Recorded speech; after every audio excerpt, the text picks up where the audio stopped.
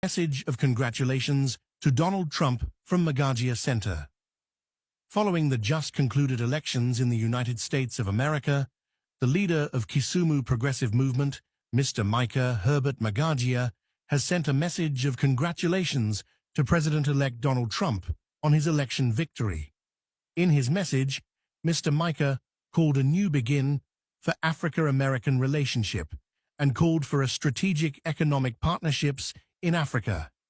As he extended his heartfelt congratulations to Donald Trump on his election as President of the United States of America, Mr. Micah noted, and I quote, "I cannot help but reflect on the potential this new leadership holds for Africa, especially in the 21st century.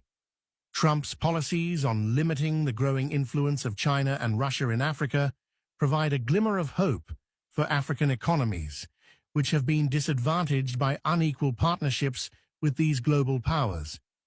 Mr. Micah noted that for far too long, China's engulfing influence in Africa has come at the expense of our Africa's local industries and economies. He further noted that the government-to-government, G2G, deals between African countries and China have often been lopsided, offering little benefit to ordinary African citizens and industries. He noted that these agreements have frequently led to an overwhelming dependence on China's capital without building the necessary infrastructure for sustainable, homegrown economic growth at home, since they import neatly every inputs in the projects they understand, and ultimately suffocating African economies with long-term and burdening debts. Micah noted that President Trump's administration must offer an alternative, one that aligns African and American interests and bolsters the private sector. This can be achieved through appropriate technologies and innovative business collaborations under the Prosper Africa initiative.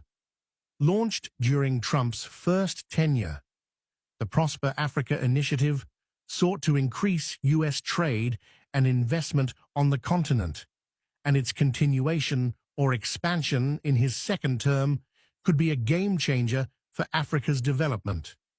Micah noted that like many others who are a generation of the 21st century African generation, he believes the time has come to replace ineffective aid programs with investment-driven, business-centric approaches.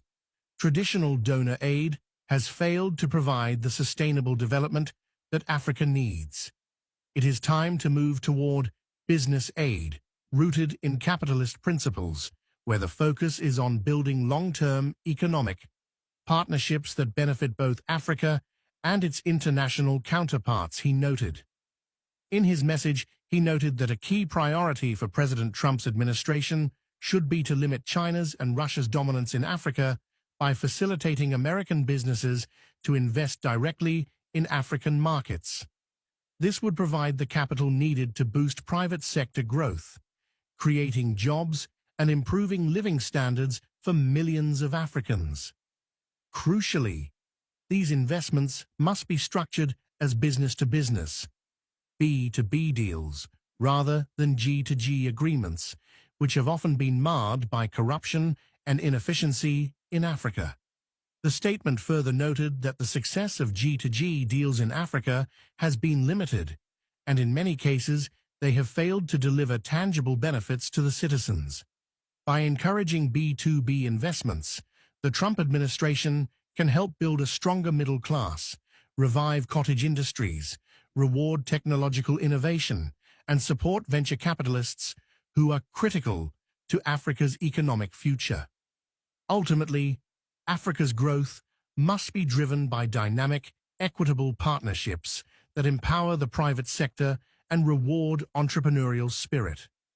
I urge President Trump to strengthen and expand the Prosper Africa initiative, creating favorable platforms for American and African businesses to collaborate and thrive.